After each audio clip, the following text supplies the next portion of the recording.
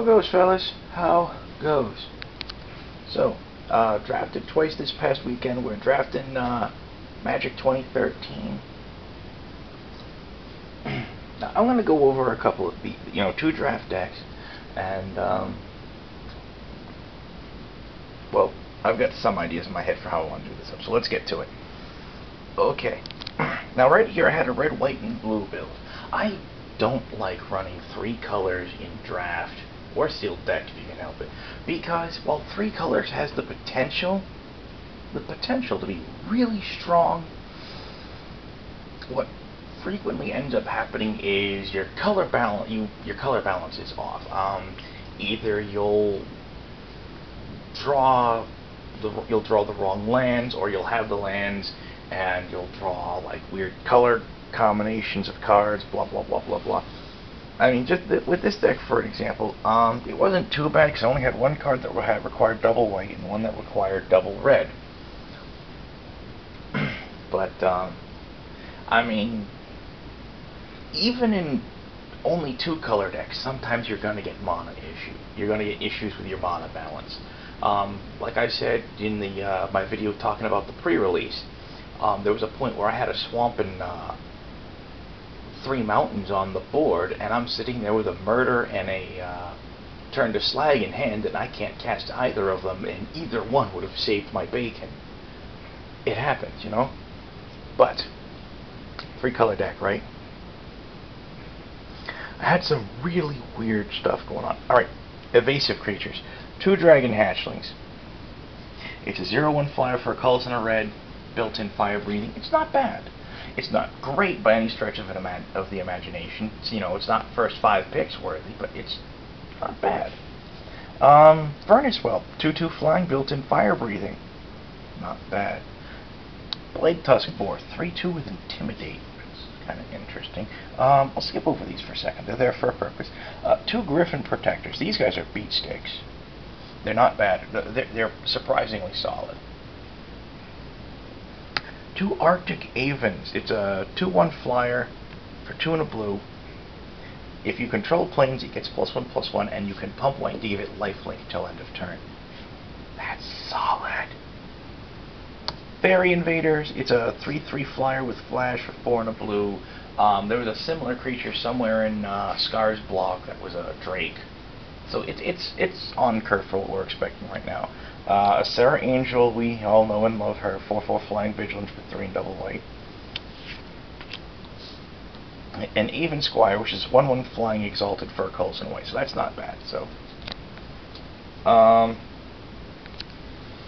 filler, mostly filler in the creature base. I got a Warclamp Mastiff. He's a filler creature. Scroll Thief is nice if you can get it through one block somehow or another. Knight of Glory is a 2/1 protection from black exalted. It's not bad. That gives me a grand total of 2 exalted creatures. It's not going to come up frequently, but things happen. At least one time it came up with the Arctic Even, and it's just like, woohoo, swinging for life. Krenko's Command and Captain's Call. I would have loved to have gotten another one of either of those. The Krenko's Command is a colorless and a red for a sorcery that drops a pair of 1/1 goblins on your board. The Captain's Call is 3 and a white for a sorcery that drops 3 1/1 white soldiers on the board. And mind you, for each creature that hits the board, those Griffin Protectors trigger. So, for example, the Krenko's Command causes one of the protectors to trigger twice. Captain's Call causes them to trigger 3 times. So there's some really nice stuff going on there, right? Index. Hey, stack your top next 5 cards. Shabam. Rings. White ring and blue ring. Blue ring isn't bad, even if you're not playing blue, because conditional hexproof is nice. It basically makes your creature very resistant to removal. The white ring, the Ring of Thune, only really, I mean, Vigilance is okay, don't get me wrong, but really only very useful if you're playing white. And if you are playing white, though, white's got a lot of nice creatures that you can put that ring on.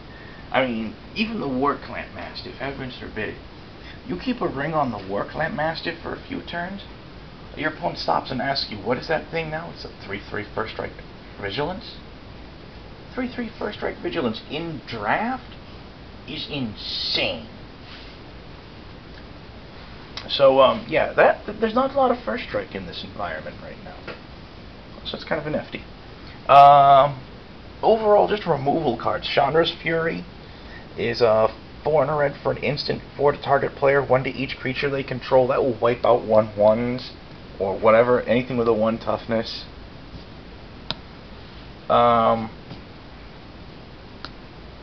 Yeah. 2 Divine Verdicts. I've heard some people complain, oh, it's slow, janky removal, blah, blah, blah, blah, blah. It's removal. Hello, removal? As I'm fond of saying, removal will cover a multitude of sins. And O-Ring, which is one of the best white removal cards ever printed, probably in the top 5. I mean, obviously, top 5 best removal cards printed in white. Source to Plowshares, Path to Exile, Oblivion Ring,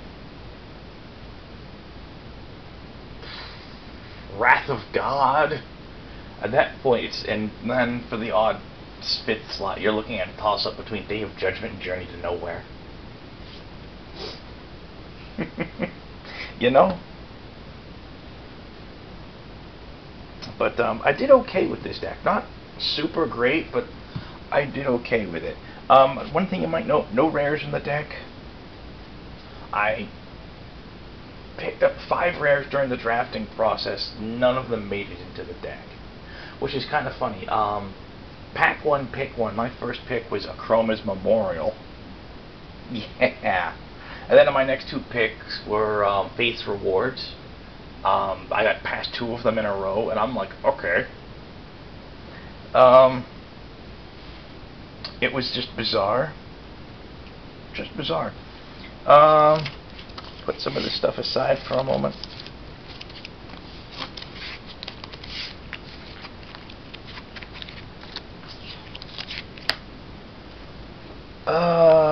Sideboarding this thing.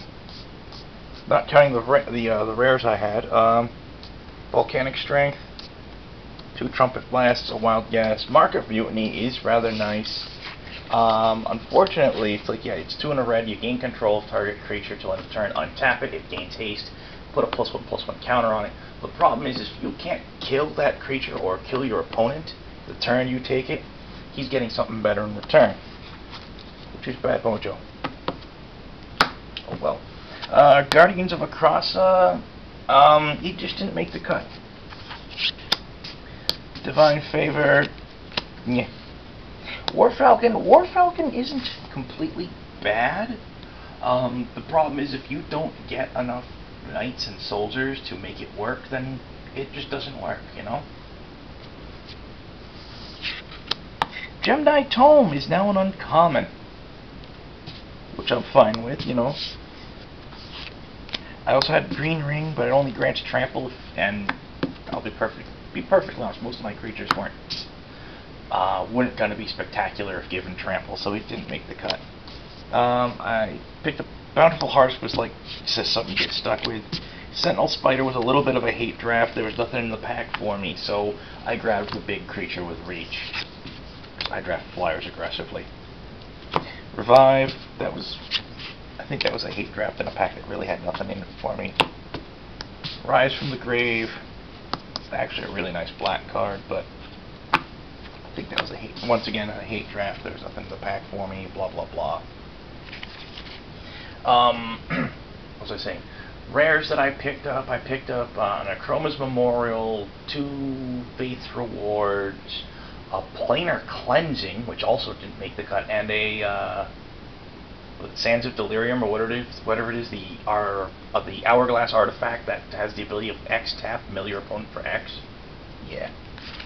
Prize pull out of this. The Memorial was my keeper. I picked one of my Faith's Rewards back up.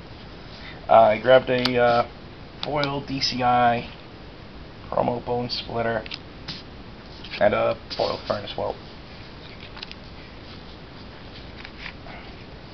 like I said, the deck did decently. The second draft deck didn't quite do as well, but was also kind of fun to play.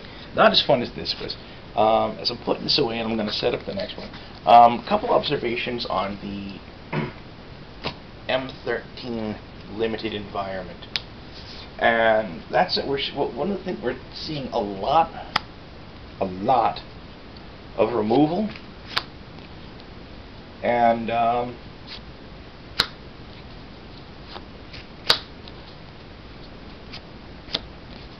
was I saying? A lot of removal, a lot of aggression, a lot of creatures, a lot of stuff to reward playing multiple colors. But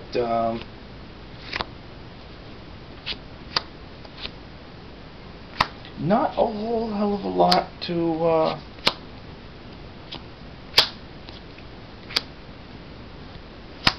what's I saying now? Not a whole lot of shenanigans. I found blue. Seems fairly weak in this set. Maybe that's because when I play blue, I want shenanigans and counters, and Mono Leak's out, Cancel is out. Yeah.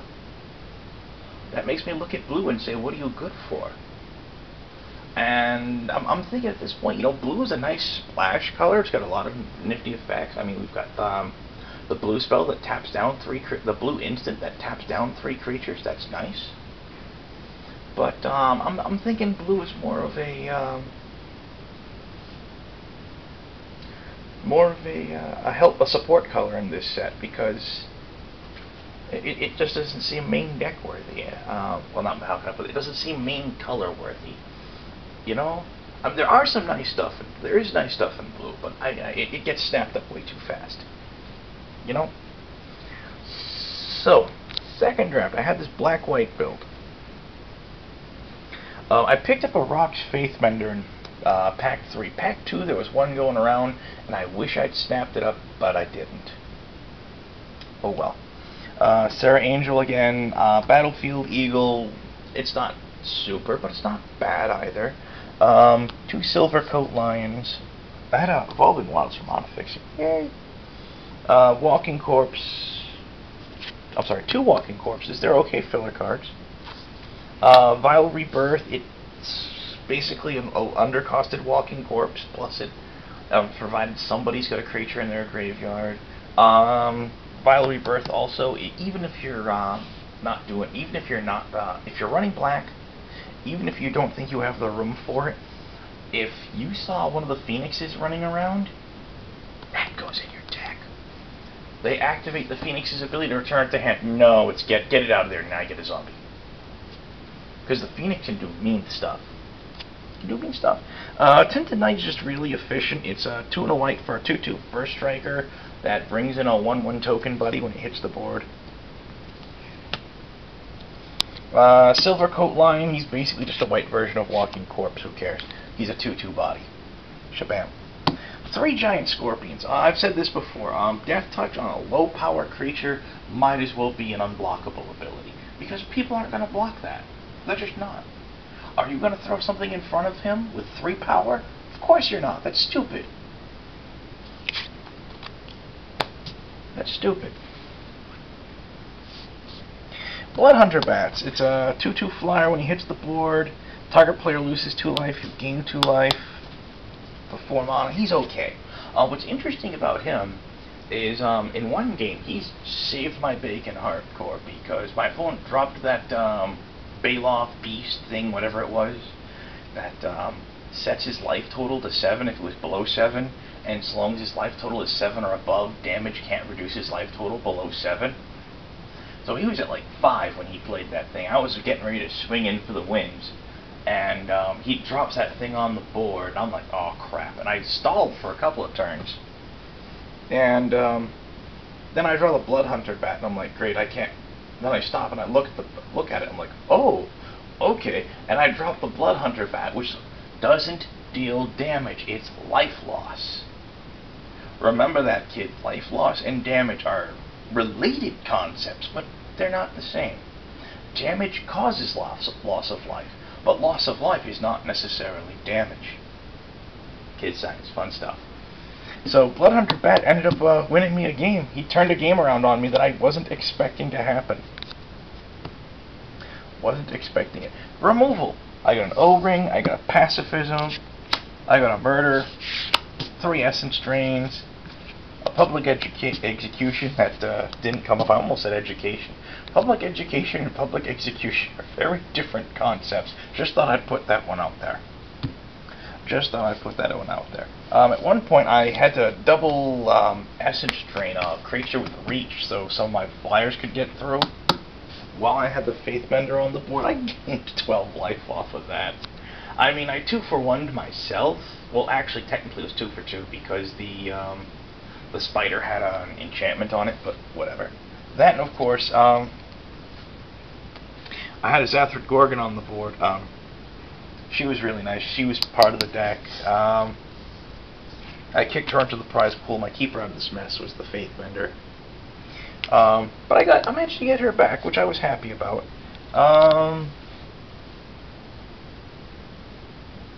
What else did I have in this thing? There was also a Spell Twine in here, which I didn't use, and a Rootbound Crag that I didn't use. I ended up getting the Spell Twine back as well. I also picked up a Slumbering Dragon out of the prize pool. He's cute. But, yeah. So anyways, put this thing down for a moment. And,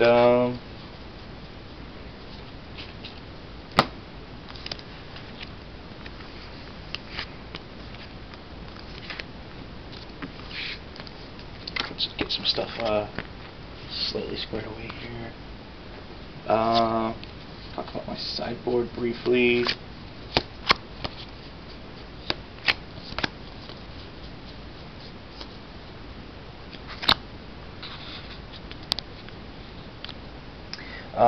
Water Courser, the only blue card I picked up. That was like a last pick. War Falcon, I just didn't think I had enough soldiers and knights to make use of it. The Plummet was a hate draft. The Primal Hunt Beast was a hate draft. The Rancor, I think I opened that in the pack actually, and I looked at what was in the pack. I'm like, wow, this pack is totally ass. And I'm like, I'll take the Rancor. It's the most playable card in the pack. Rancor just means stuff. I had some black that I just didn't make the cut. You know, Sign in Blood didn't make the cut. The rest didn't make the cut. Zombie Goliath is a big dumb beater. He didn't make the cut. Duskmantle Prowler is interesting, but he didn't make the cut. Marker the Vampire. I wanted to use that. I really did. But it just didn't make the cut. And I wanted it to make the cut. I really did. Oops, tilt back up there, Cam. I really wanted that to make the cut, but it didn't. So,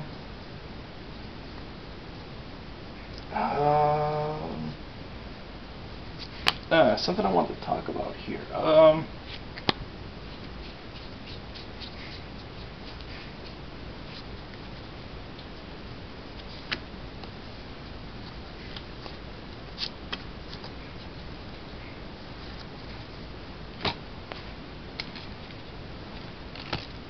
Now, when I said there was now one of the things I've noticed about this set, there's a lot of removal and such. I mean, let's look at white. Between Pacifism and Divine Verdict, that's 2 common pieces of removal in white. Right? Technically, Pacifism isn't quite removal, but it might as well be for limited purposes. That's the key thing to keep in mind. Oblivion Ring, or what common, uncommon. Let's look at black. We got Murder, Essence Drain, Public Execution, you know, common, uncommon. There's removal out there. Red, we've got the Chandra's Fury at common. We've got what is it, the Flame Spear or Flaming Spear, whatever it is. Calls on a red for an instant. That's 3 damage to our creature or player. That's a common. Plus you got Flames with a Firebrand, 2 in a red for, I believe it's a sorcery that deals 3 damage divided as you choose amongst up to 3 target creatures and or players. Plus there's a couple other nice removal cards hanging out in the red as well. Speaking about what's hanging out in the red, common flyer, uncommon flyer, common creature with Intimidate, that's an evasion ability, rare flyer, plus there's another dragon in the set with flying. Red gets a lot of evasion in this set, more than you'd normally expect out of red. I mean, red's generally been like a low man on the totem pole for flying, and they're doing pretty good with it these days. But anyway, yeah, my big thoughts on drafting M13 so far is that you're looking at a lot of creatures, a lot of removal. You're looking at just swing, swing, swing, and that's it in a nutshell. I mean, you're not gonna be able to draft a lot of shenanigans decks, and if you can pull it off, that's awesome. But I'm not expecting it. I'm not expecting it. So far, my experience so far between pre-release and a couple of drafts, it looks like it's gonna be a fun environment, but more aggressive than I'm used to, which is gonna be kind of weird because I'll be honest, I tend to be one of the players that tends to either draft aggressive decks, especially in core sets, and or draft decks with shenanigans. And this is going to be a weird set for me because pretty much everyone is going to be drafting aggressive decks with a lot of removal, which is what I tend to do myself. You know, so a lot of people are going to end up with decks that are very similar to what I traditionally like to draft. So I'm expecting to come across a lot of instances where I'm like, oh crap, I'm going to be like facing quasi-mirror matches, you know? In which case, you know, once again, guys, removal and evasion are what's going to take you the furthest. Removal and evasion. And just remember that certain creatures, just because they don't have an ability that makes them difficult to block, don't think for a second it's not an evasion ability. Death Touch on a low power creature is an evasion ability. Would you rather take 1 point Giant Scorpion, it's a 1/3 with Death Touch. What would you rather do? Would you rather take 1 point of damage, or would you rather throw something in front of this thing with the power of 3 or greater? It's a no-brainer, man. You take the 1 point of damage. Even if it was 2 points of damage, you're generally going to take it, you know? Though, granted, with Exalted, that's going to get really painful after a while, especially seeing how Exalted is big and black. Yeah. So anyways, I only got a little over 5 minutes left on the memory card here. So, wrap this up. Wish you guys happy drafting, etc., etc. I don't know if I'm going to be able to make it out to draft this weekend myself. Funds are getting kind of tight. Funds are getting a little tight.